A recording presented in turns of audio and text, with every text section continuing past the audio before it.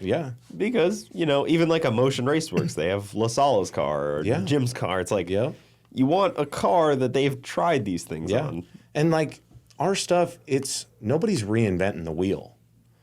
Like most of the stuff has been done or something like it. Mm-hmm. You don't want to go completely out of the box and do something completely in left field because that's the problem is parts availability and all that stuff. Somebody else has already gone through, like the problems I just had. Somebody else went through them, but there's parts available to not have it happen again. Like you look at Bradley Dillon. That was the life I almost tried leading. I have on here. Yeah. Neon. Yep. I have it on here. That was... Sorry, it's the SRT4. Yeah, that was one of the lives I almost led. Like, I still have them. They're great street cars. I love them. But going to that next level, to me, that would have just been immensely hard. Oh, yeah. It's a painful trail to walk down. Yeah. It's a tough path. Yeah, because 90% of his parts... He can't borrow from somebody. Mm-hmm. I break something, I don't have it. I can walk through the pits and beg, borrow, and steal whatever I need because somebody else is using the same thing or close enough. Ish. Yeah. I mean, even like, you look at somebody like Miles who didn't have the parts, but he was able to fix his car there. Exactly. And he didn't have, like Bradley has to bring absolutely everything.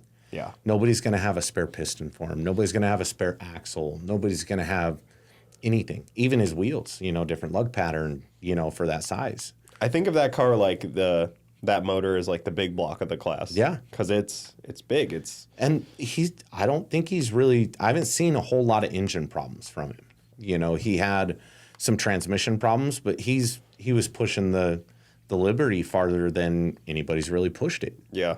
And now he switched to the K transmission and now he's just working through some little bugs, but I mean, he reset the record, the mile-an-hour record, and everything. Curious on weight-wise if that thing could get down to as light as the Hondas.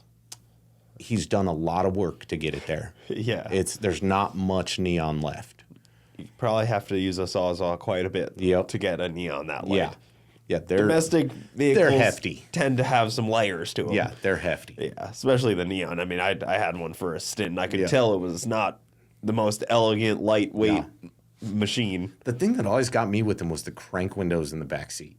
So funny. That's nobody understood why. And I'm like, they just didn't want it. They had the stuff. Why make it two options? Yeah. Like what car has a mix of electric windows and crank windows? Yeah. It almost seems like different doors are in the back. Yeah. Like, were those off a base model back there? They are. Yeah. So like mine got backed into one time. We had to put new doors on it. I just went and got black doors off of a base model. They bolt right on. It's just a molding that 3M tapes on is the only difference. Well, there's even some wild people that race the earlier neons. Yeah, which is the even, 1Gs. That's a next level wild. Oh, yeah. It's a little bit higher level of wild. But it is weird that the class, speaking of the neon, the class is mostly Hondas, even though there's other options for front-wheel drive. That's what the parts are available for. But like there's an LS front-wheel drive. There is not talking Honda LS, there's an actual LS4 front-wheel drive. Yep. There is, Zach with the Taurus. The Taurus, who will hopefully eventually have that thing out. Yeah. But he's getting close. I think I saw him putting rotating assembly together. That's a big motor. It is. V6 front-wheel drive deal. It is a big motor. He's kind of, he's limited on turbo. I don't know how that's going to do, but, in gearing, with his torque and everything and the transmission might be a little funky. Yep. Like, he's going down that same road as Bradley. You've got something different. You have to be prepared by yourself all the time. The rest of us can't give a lot of help parts-wise. No. Maybe transmission because he's using a K-series transmission. So it's the same thing that Bradley did. Okay, yeah. So, I mean, that at least gives you a little bit. Yep. But it's like everything else with the car, you're on your own. Yeah, it's all you. But then there's also the Ecotech, which is... They're actually pretty known to be good. Front-wheel drive back in the day, that was one of the killer motors.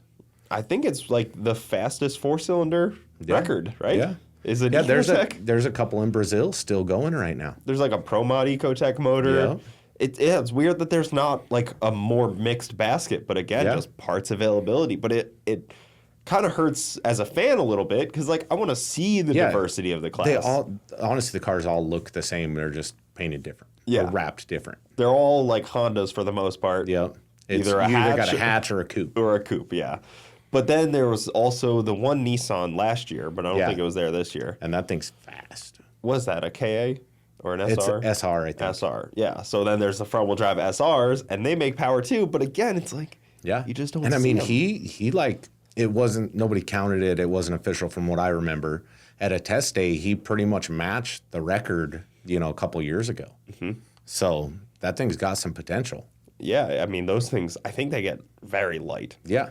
Like that car, there's not much to them. And that's the good thing with us, because like, it has to weigh 2,400, but he can put the weight where he wants. Mm-hmm. And with our weight bias, that's huge. Yeah. Like, I know you've talked about with yours, it's like weight bias isn't everything with your car, but ours, it's everything. Mm-hmm. If you can make it 96% front weight, you're going to go faster.